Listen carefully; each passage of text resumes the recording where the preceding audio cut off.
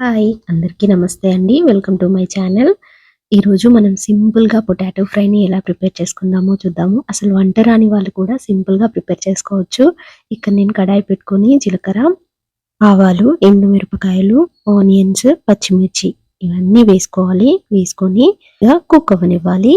ఇక్కడ నేను గరిటెతో అటు ఇటు అనుకుంటూ ఇవి కొంచెం బ్రౌన్ కలర్ వచ్చేంత వరకు వెయిట్ చేయాలి. వెయిట్ చేసి అల్లం వెల్లుల్లి పేస్ట్, కొంచెం ఒక స్పూన్ పసుపు అంతా మిక్స్ అయ్యేలా కలుపుకోవాలి.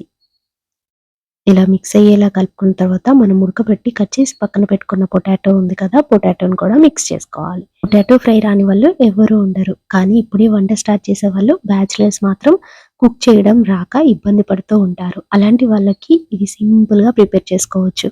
ఇలా మనం పొటాటోని ఆల్రెడీ బాయిల్ చేసి పక్కన పెట్టుకున్నాం కాబట్టి సింపుల్‌గా ఉంటుంది కర్రీ కూడా. ఇలా మొత్తము మిక్స్ చేసుకున్న తర్వాత పూర్తిగా మిక్స్ చేసుకున్న తర్వాత ఇక్కడ నేను ఒక స్పూన్ కారం యాడ్ చేశాను. ఒక స్పూన్ ధనియా పౌడర్. ఈ 2 కూడా మిక్స్ చేసుకోవాలి పూర్తిగా. మిక్స్ చేసుకొని లాస్ట్‌లో కొత్తిమీర చల్లుకున్నామంటే టేస్ట్ కూడా సూపర్‌గా ఉంటుంది. ఇది పప్పు వండుకున్న తర్వాత సైడ్ డిష్‌గా కూడా చాలా బావుంటుంది. ఇలానే ఉత్తిగా రైస్‌లో కూడా తిన్నా కూడా బావుంటుంది. సైడ్ డిష్‌కి కూడా బావుంటుంది. నా రెసిపీ గనుక మీకు నచ్చినట్టయితే తప్పకుండా ఒక లైక్ కొట్టండి. Thank you for watching.